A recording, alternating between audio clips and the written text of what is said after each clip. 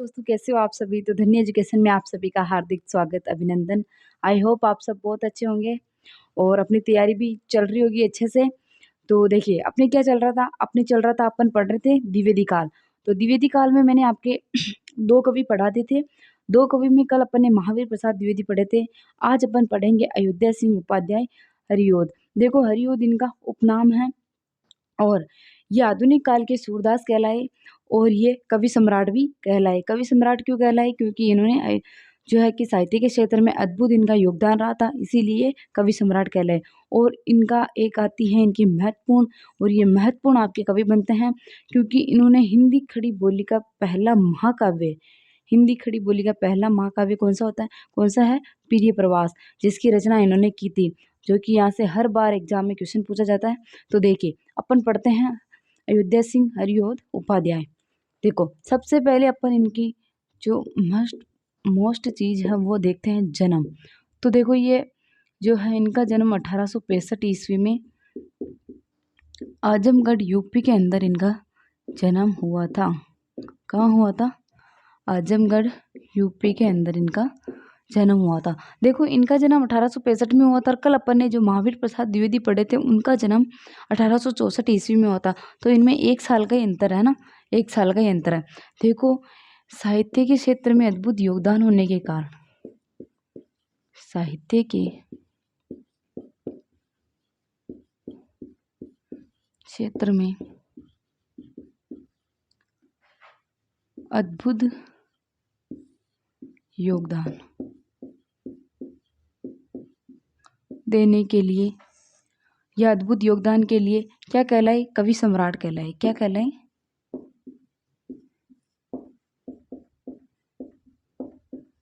कवि सम्राट कहलाए। और इसके अलावा देखो, ये आधुनिक काल का सूरदास कहलाए। सूरदास इनको किसने कहा? तो गणपति चंद्र ने, गणपति चंद्र ने इनको आधुनिक काल का सूरदास कहा। क्या कहा? आधुनिक काल का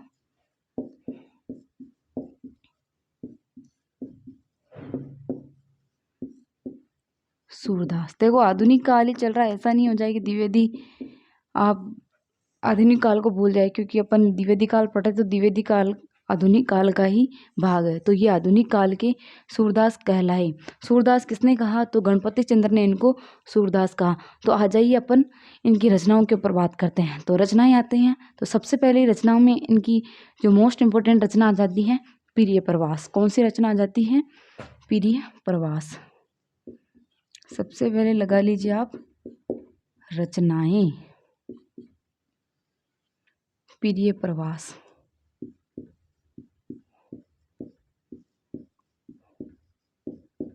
प्रिय प्रवास का टाइम कौन बताएगा? इसका जो टाइम मिलता है आपके 1914 ईस्वी, इसका टाइम मिल जाएगा। और देखो, जब इसका पहले नाम जो है ना, इसका पहले नाम था ब्रजांगना विलास। क्या था? ब्रजांगना विलास। ब्रज यानी ब्रज और जांगना यानी ब्रज की अंगना। ब्रजांगना विलाप क्या है? ब्रज की अंगना का विलाप। तो पहले ये नाम था और प्रकाशित करते टाइम क्या हुआ? प्रकाशित करते टाइम इसका नाम प्रिय प्रवास कर दिया। प्रकाशित करते टाइम प्रिय प्रवास नाम से इसको प्रिय प्रवास नाम से प्रकाशित करवाया। और देखो, इसमें जो सर्ग है ना, सर्गों की संख्या देखो, सबसे पहले जो मोस्ट चीज आती है वो आती है हिंदी खड़ी बोली का, हिंदी खड़ी बोली का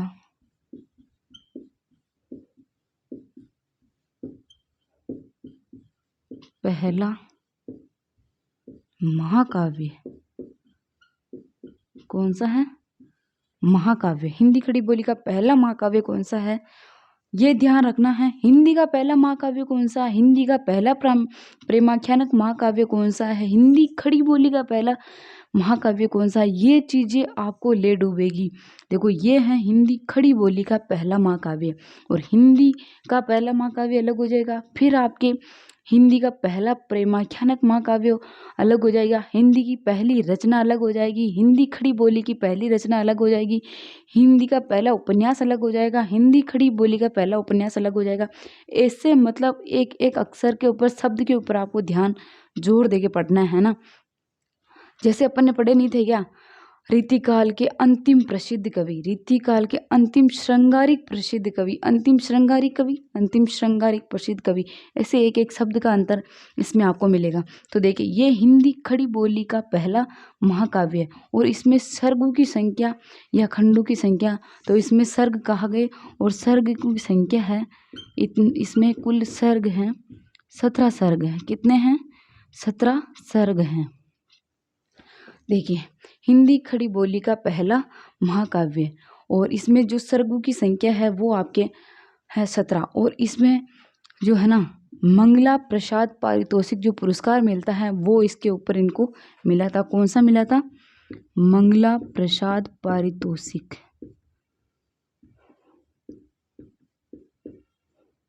मंगला प्रसाद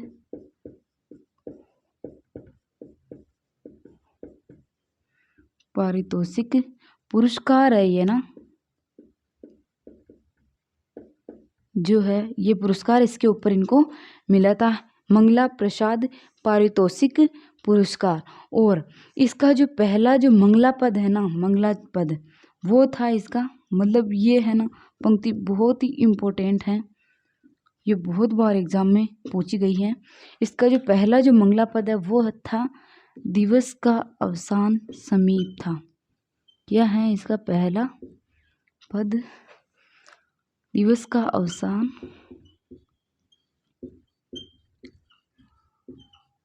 समीप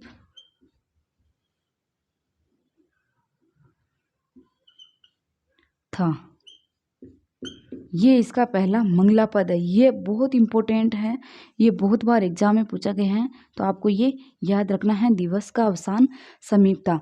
और इसके अलावा इनकी जो रचनाएं आती हैं, अब अपन इनके ऊपर, इनकी रचनाओं के ऊपर बात कर लेते हैं। और एक मोस्ट इम्पोर्टेंट जो इसका वर्ण्य विषय है ना प्रिय प्रवास का, इसका जो वर्ण्य विषय है वो है राधा और कृष्ण भगवान को, राधा और कृष्ण भगवान को लौकिक या लोक सेवक, राधा कृष्ण भगवान को तो लोक सेवक के रूप में और राधिका को लोक सेविका के रूप में इसमें चित्रित किया गया।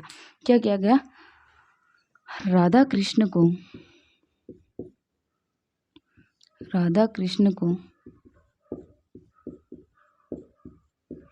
लोक सेवक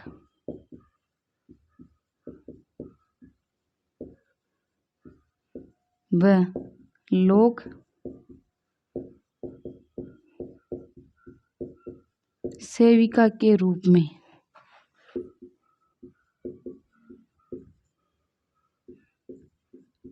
चित्रित किया गया है ना, ये इसका वर्ण्य विषय है। क्या किया इसमें? राधा और कृष्ण भगवान को लोक सेवक और सेविका के रूप में चित्रित किया गया। और अब देखिए, तो आप फटाफट से स्क्रीनशॉट ले लीजिए, फिर अपन देखते हैं इनकी जो आगे की रचनाएं हैं, इनके उपन्यास भी है और इसके अलावा और इनकी जो रचना है उनके ऊपर अपन बात करेंगे। तो आप फटाफट से स्क्रीनशॉट ले लीजिए, फिर मैं बताती हूँ आपको आगे की रचना। तो साथ में आप मेरे साथ में रिवीजन भी करते चलिए। इनका जो जन्म है 1865 ईस्वी, आजमगढ़ यूपी के अंदर इनका जन्म हुआ और साहित्य के क्षेत्र में अभूतपूर्व योगदान होने के कारण कवि सम्राट कहलाए। और गणपति चंद्र ने इनको आधुनिक काल का सूरदास कहा। क्या कहा? आधुनिक काल का सूरदास कहा। और इनकी रचना है प्रिय प्रवास, जो कि हिंदी खड़ी बोली का पहला महाकाव्य है। टाइम मिलता है 1914 ईस्वी और पहले इसका नाम जो था वो था ब्रजांगना विलाप। हिंदी खड़ी बोली का पहला महाकाव्य कौन सा है? प्रिय प्रवास। और एक अपन ने पढ़ा था परीक्षा गुरु। कौन सा पढ़ा था? परीक्षा गुरु। वो किसका था? लाला श्रीनिवास दास का।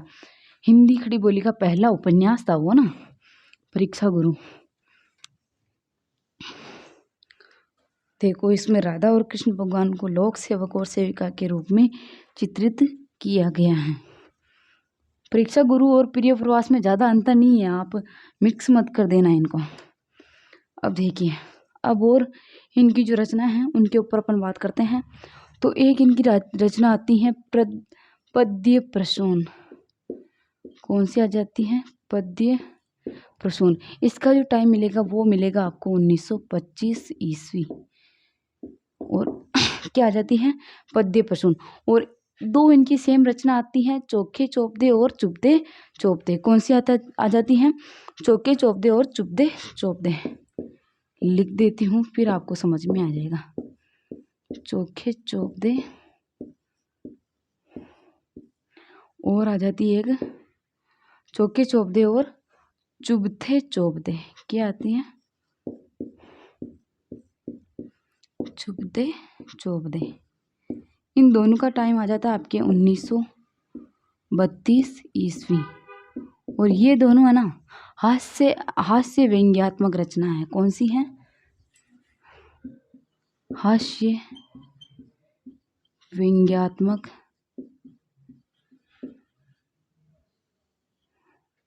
रचना,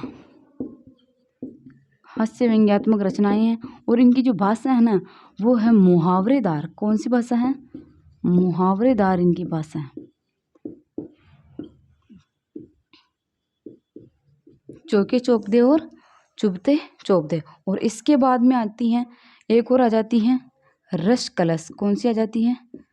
रस कलश। इसका टाइम मिल जाता है आपके 1940 ईस्वी। और इसके बाद में जो रचना आ जाती है वैदेही वनवास। कौन सी आ जाती है? वैदेही वनवास। देखो इस रचना को ना गणपति चंद्रगुप्त ने इसको महाकाव्य माना।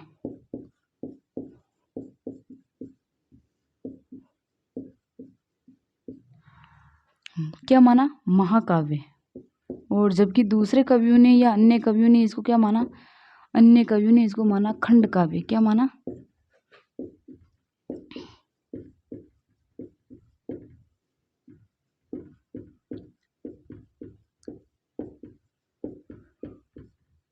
खंड काव्य। देखो ये महाकाव्य नहीं है, लेकिन अगर आपको गणपति चंद्र देके पूछे तो आपको महाकाव्य करना, बाकी ये एक खंड काव्य है। क्या है? खंड काव्य। और इसका भी टाइम आपके 1940 ईस्वी इसका टाइम आ जाएगा। क्या आ जाएगा? 1940 ईस्वी इसका वैदेही वनवास का आपके टाइम आ जाएगा। और इसमें भी सर्गों की संख्या जो है 18 है। कितने हैं? 18 सर्ग हैं। और देखो रस कलश है ना, रस कलश ये इनकी पहली कौन सी रचना है? रस कलश इनकी पहली लक्षण ग्रंथ है। कौन सा है? लक्षण ग्रंथ है। क्या है इनका? लक्षण ग्रंथ है। देखो रस कलश। तो ये हो गई इनकी दूसरे नंबर की रचना। और ये हो गई तीसरे नंबर की रचना। ये 4, 5 और 6। और रस कलश की जो भाषा है वो है ब्रज भाषा। कौन सी है? ब्रज भाषा। देखो ये हो गई इनकी रचनाएं।